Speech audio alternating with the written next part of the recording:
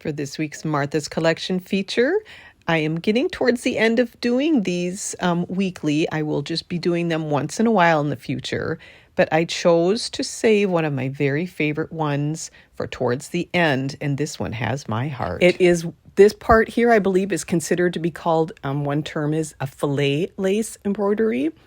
And either the background part of it could have been machine made or it could have been handmade, and I'm guessing this is handmade. And then on top of it, they did this kind of darning technique or an embroidery technique, which I think is just amazing. And the main fabric itself is very unusual. This open weave fabric for the skirt and the sleeves, it's just so unusual.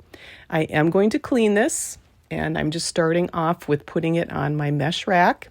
I just flushed out some of the worst areas with warm water and then put the Orvis directly on it.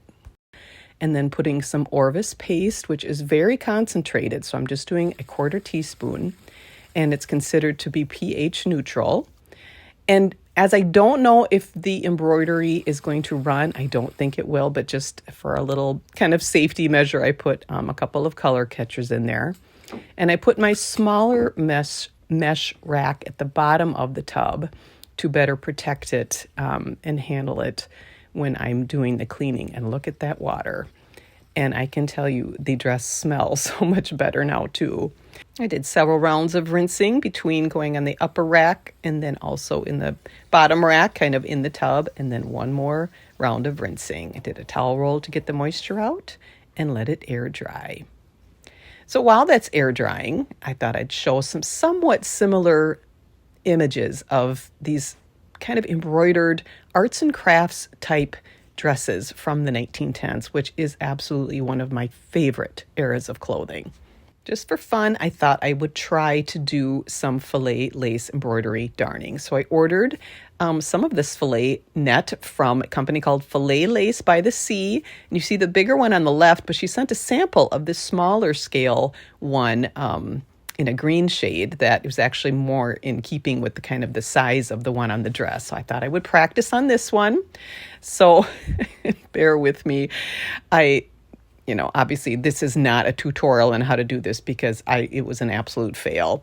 But it's good for us to try new things and kind of stretch our brains. And as we get older, it's especially important. So anyway, even though this was not a success, it was fun to do it. And I kind of ended up just kind of noodling my way around on it. And obviously I kind of strayed off what it was supposed to be and then what mine turned out to be.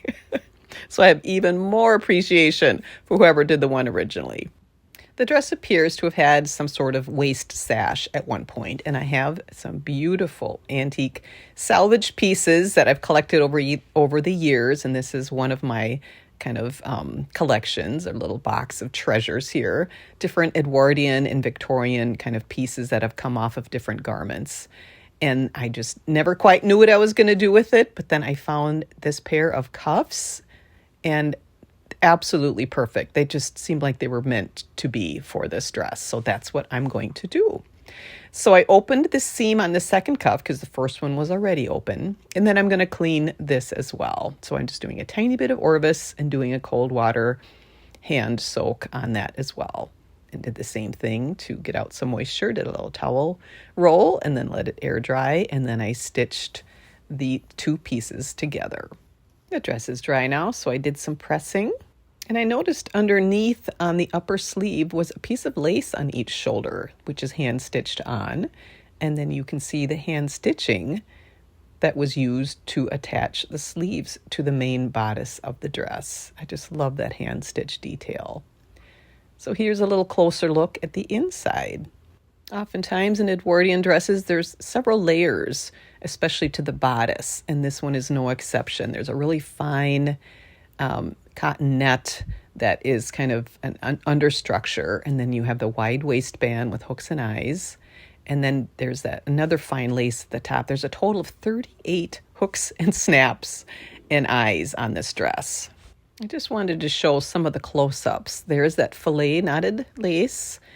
And it's not only the darning embroidery, but then some places there's embroidery on top of that. It's just the dimension of it, the colors, these beautiful soft pastels, the edges of that kind of upper bodice sort of sleeve area has this sort of cording on it, and that looks like that was also attached at the time of doing the embroidery. Another subtle detail I noticed when looking closer at this is 2 different fabrics were used. There's kind of a little bit coarser weave used for the cuffs, and then also for the main skirt, and above it for the sleeves is a slightly finer weave fabric, which again, subtle detail, but I just think it's amazing.